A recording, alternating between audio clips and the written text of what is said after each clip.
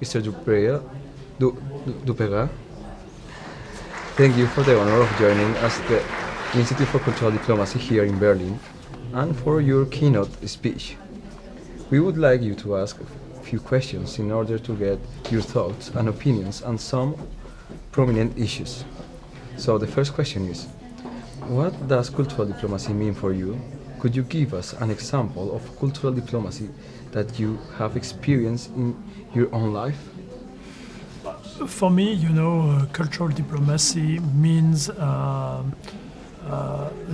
diplomacy using different tools than traditional, foreign affairs diplomacy. And I think, yes, that culture and also tourism, are good, A concrete example, I'm not sure, but, it's about using, for example, sports or food, as I was saying, as instruments, to promote the image of a country. I think, for example, when a country like Russia organize the Sochi, Olympics, they are doing diplomacy, and they are doing what I would call cultural / sports diplomacy. Your role at the OECD requires you not only to provide a strategic direction in managing tourism committee, but also develop active partnership with non-member economies, the private sector, and other stakeholders such as intergovernmental organization, international network. How important is the role of cultural diplomacy in your profession? I think we don't call it cultural diplomacy within OECD, but clearly I think what we are doing is contributes to diplomacy, because we are on a permanent basis, bringing around the table different culture, different people, different horizon, and we, in a way, we push, these different, visions to find a consensus, a common way, on development. So I think this is our way to do what you would call cultural diplomacy. I think it's bringing different ideas around the table, and in the end, recognizing that for a specific issue, for example, there is no one unique solution for the whole world, but there are a range of solutions. And then all of us, big countries, small countries, developed countries, or developing countries, we have issues to ideas and to promote, And I think this is very much this.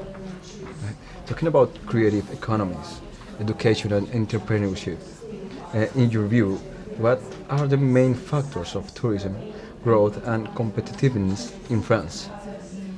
In France, Yeah.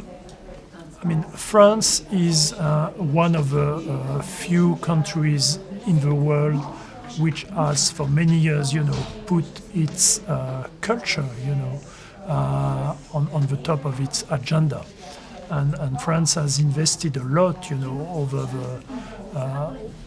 over the past 50 years, to strengthen, to promote, to valorize, to improve its cultural, assets, So in France, I think the first thing is probably the natural resources, which I would associate to this, which I think contribute a lot to the attractiveness of a country. And then I think second would come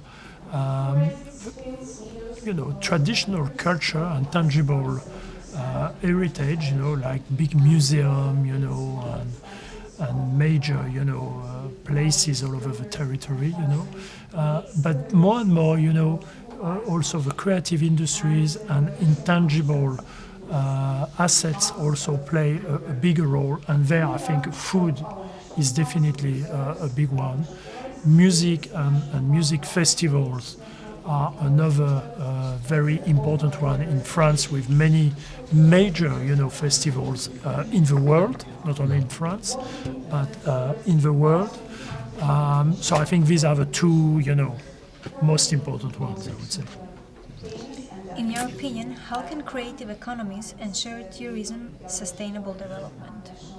How can creative economies, Ensure tourism sustainable development? I think in the OECD, I mean, of course, we understand that speaking about tourism, we are in a global tourism marketplace, and so we have many competitors, all over the world, from Colombia to Croatia to France, and so we know that for the OECD countries, remaining competitive in the long term is a big, a big fight, and by speaking about how increasing and improving our competitiveness, we put at the core of this the sustainability component, because in our mind, sustainability is definitely, a core component of this competitiveness. And I think, how can creative industries, creative tourism contribute to this, I think it's mainly because it contributes to enlarge the base for tourism development. It contributes to diversify, tourism. So we are not only discussing mass tourism in a specific spot, area with, hundreds of thousands tourists going there, but we are developing new products, new experiences all over the territory, and this is very important if we want to increase sustainability, because we are not only interested to bring 40 million tourists to Paris, but we want to bring, creative tourists in a small food festival, in a small city, and another book festival in Ireland, and so on and so on. And I think creative industries in vast regard could be very powerful, I think, to diversify, the base. Well, so about today's lecture, you spoke about new sources of growth through linking tourism and the creative industries. What do you think are the most challenging aspects for countries when they develop strategies in order to achieve the growth through linking creative industries and tourism? Yeah, as I said, I think both tourism and creative industries, are very fragmented, which means that it's not only a single industry like the automobile industry, it's the hotel industry, the culture industry, the travel agency, the transport of passengers, industries and so on. And then this is the same with design, literature. So I think the key challenge is really to develop probably a common vision, to fix some priorities, because you cannot be good in everything, so you have to think about where am I the strongest, what are my strengths, Right. If I'm a food country, maybe it's better to focus on food. And then you choose 1, 2, 3, 4, 5, issues, and then I think the priorities, Right. and then the challenge is to develop an integrated vision, to work together, to bring these people working together in order to propose new creative experiences, new creative products, because if each one, is working in its own corner with no vision, it will bring some results, but these results will be very partial and marginal, and there will not be the capitalization of a bigger, right. a bigger impact, with a bigger impact. Okay, thank you for your time. It was an honor and privilege having you here with us today. And that's it. Yeah. Thank you for both So of you thank- for the interview. It's a All right. pleasure. Thanks for the lecture. Thank you. We learned a lot today. Thank you. Okay. Thank you.